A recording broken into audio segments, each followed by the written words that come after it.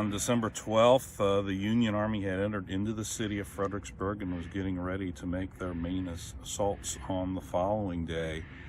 And they were spending their day looting the city of Fredericksburg, partly because they may have had some time on their hands waiting for the main attack.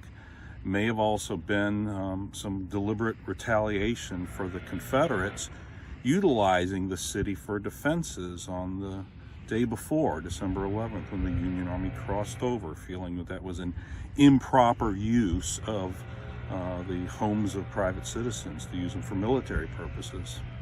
And then December 13th, right here, is where just a horrific battle took place.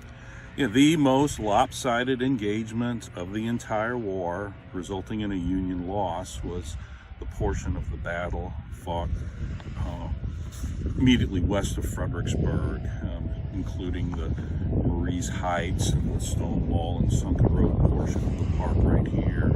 On Saturday, there will be 3 different historian-led programs. John Hennessy, our chief historian, will lead a program in the morning at Chatham dealing with the river crossing element of the battle.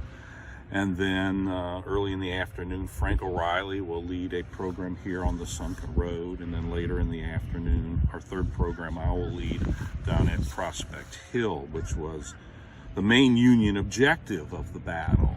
Its battle is best known for the lopsided casualties here at the Stone Wall and along the Sunken Road. But the real goal of the Union Army was to wrestle a railroad depot away from the Confederates near Prospect Hill.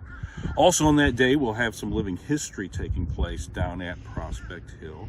Our local 47th Virginia Company I will be stationed down there speaking with folks and giving 3 programs, more formal programs. And then on Sunday, we'll have 2 programs. Our traditional Irish Brigade program led by Frank O'Reilly from the city dock up to the Stone Wall, and then we'll have a remembrance program in the afternoon.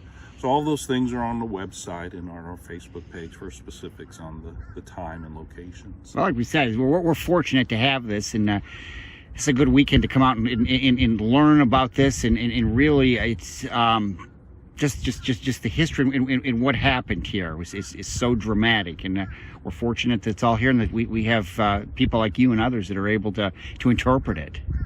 Well, it's an honor and a privilege to be working here.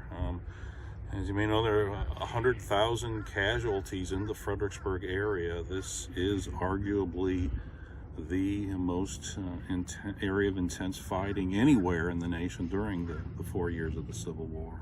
Well, and you think about it every year on December 13th.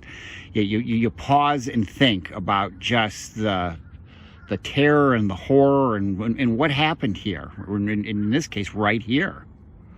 Yeah, absolutely. There was a lot of political pressure on the Union Army.